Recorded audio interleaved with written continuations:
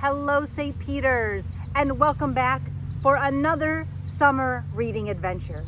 We're already on number 8. Can you believe that? We're 4 weeks into our summer reading adventure, halfway through today. And boy, we've been having a lot of fun. I hope you have too. My friends are here lounging on their chair. We've got Ralph, Magic Monkey, Daisy's over here, and of course, our Pig of Joy is here with her jar of joy so we can spread some joy when we're all through with our book. All right, it is hot. We're in the middle of summer. It's July. We talked about baseball on Monday because that's a good thing to play in July in the summertime.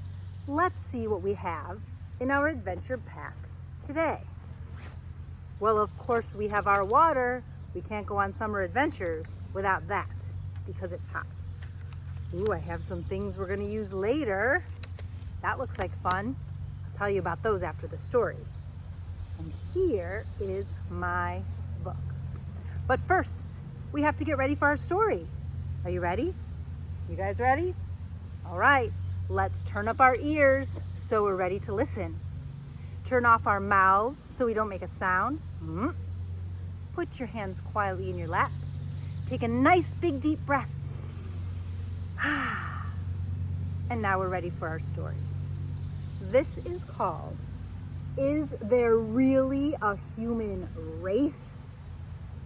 Now the human race just means people. That's what we know. But this little boy looks like he is dressed up for a running race. He thinks it's a whole actual race.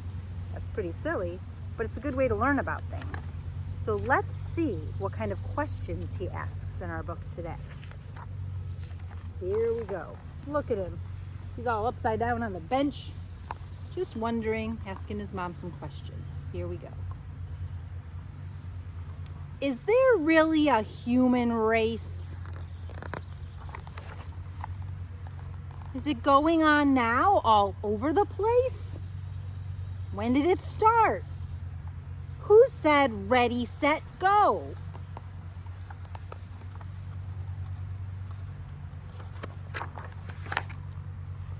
Did it start on my birthday?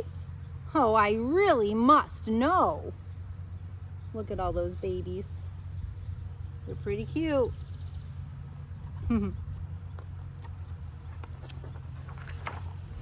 Do I warm up and stretch? Do I practice and train? Do I get my own coach? Do I get my own lane? That'd be silly to see babies in a race, wouldn't it?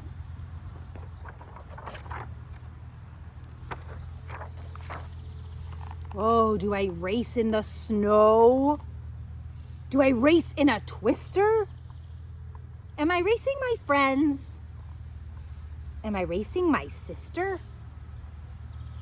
He's got a lot of questions, that's for sure. Look at this little lizard guy. Haha. He's pretty silly. If the race is a relay, is Dad on my team? And his dad? And his dad? You know what I mean? Like all the people before him. Whoa, way back to pioneers and cavemen. Whoa. Is the race like a loop or an obstacle course? Am I a jockey or am I a horse? Is there pushing and shoving to get to the lead? If the race is unfair, will I succeed? Well, now he has so many ideas in his head. All over. Do some of us win? Do some of us lose? Is winning or losing something I choose? Why am I racing? What am I winning? Does all of my running keep the world spinning? Those are good questions. And look, he's got all these people on these stands like they won something. Like the biggest teacher's pet. That's pretty silly. This one says most matching. And this one says, biggest hair without product.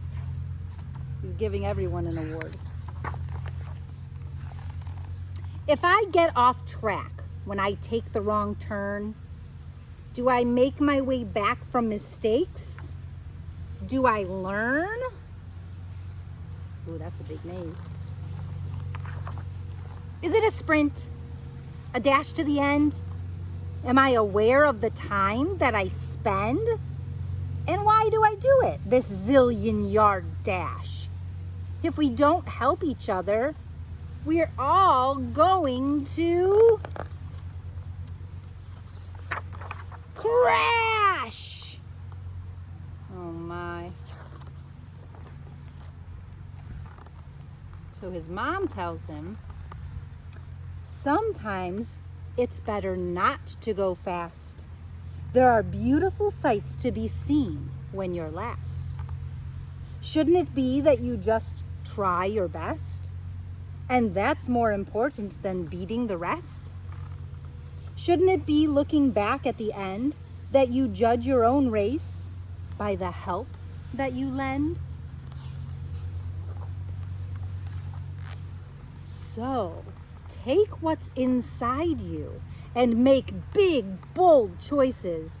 And for those who can't speak for themselves, use bold voices.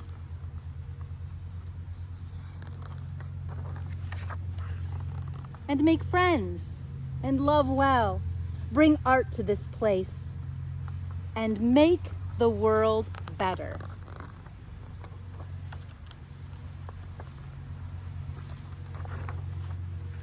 For the whole human race. And here they are on their little park bench. And here are some friends playing cards. They don't look the same, they look different, right? But they can still be friends. For the whole human race, all of us, we are all human. All of the people in the world, right? So if you see someone who's by themselves, maybe at the playground, maybe you could ask them to play. They might be shy and you don't know how to ask someone. Maybe you could be that person to ask them to play, because we're all part of the same team, the human race, right? Well, I think that book is pretty special. Sure, we weren't really running like a big action activity in the summertime, but it's a nice thing to think about. The things that we do for other people are the things that make us special and the things that will make this world a happier place to be. So I was thinking, what kind of activity could show how special our families are? Because they all look different, we all have different people and different numbers of people living in our house or around us. So we're going to celebrate that today. I'm going to show you what you need. Today I'm going to use some tape and a glue stick. If you don't have tape or a glue stick, you can use glue. You can use staples. You can use whatever you need. I've got my scissors. I've got my pen. You could use a pencil. And we're going to start with everyone in your family is going to be involved. Now, they don't have to do a lot. So if your brother's crabby about it, just say, I just need your hand for a second. So what we're going to do is everyone in your house is going to put their hand down for you so you can trace it. Now, I did mine on paper plates because I bought a whole pack of them for all of my crafts this summer. So it's the easiest thing for me to use. And just about, even my son's hand, who's pretty big, he fits most of it, it worked, right? So you can do the tracing. Have them put their hand down on the paper so it'll only take a few seconds. And then you trace around, get close to all of their fingers. It kind of tickles a little bit. Keep going all around, just like that. And then you'll have their hand on a plate, okay? Or on a piece of paper. A piece of paper is completely fine. So I did that with my family. And I got my son's hand, see, it's pretty big. And I got my hand, and I got my mom's hand, and here, still on the plate, is my daughter's hand. So I'm going to show you how to cut this out. I mean, you know how to cut things out, but if you're using a paper plate, I found that it was easier to cut all the way around this edge and get this edge stuff off first, because it was really hard for me to get between the fingers when I had so much plate around it. So just cut around all that edgy stuff that looks like ridges, so then you have that. Then you're just gonna cut out the hand. Now this is why they don't have to do this part. This is your craft, right? Your activity. So you can cut out all of their hands. You just need their hands so you can trace them, because they're all gonna be different sizes, right? If you have younger brothers or sisters, their hand will be smaller than you. If you have older brothers and sisters, or your mom or your dad or grandma or your grandpa, whoever takes care of you, their hands might be a little bit bigger. And it's kind of neat to see the different sizes. See how I'm going around and around. My fingers are coming out. Here we go. So then, once you have, now at the bottom, you couldn't quite trace around their hand because their arm was there.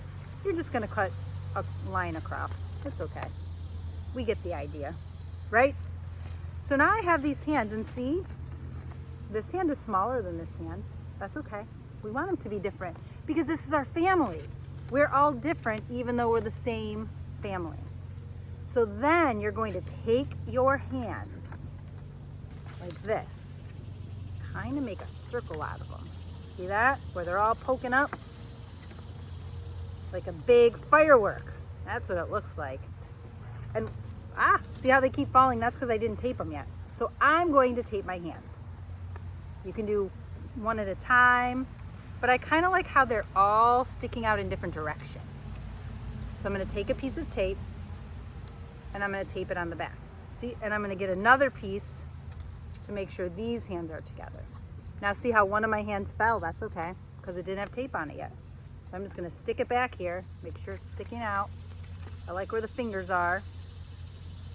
And then on the back, I'm going to tape it to the others. Okay, so there it is. Now they're still kind of floppy.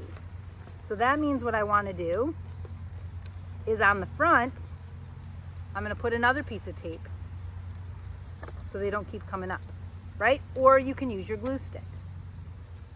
So that's the start of it. Now yours is going to look different than mine. I have a lot of long fingers, big hands in my family. And if you want to rearrange it, you can take your tape off and fix it a little bit, however you'd like. Then, to show how we are all together and to show the love in our hearts, we are going to add a heart.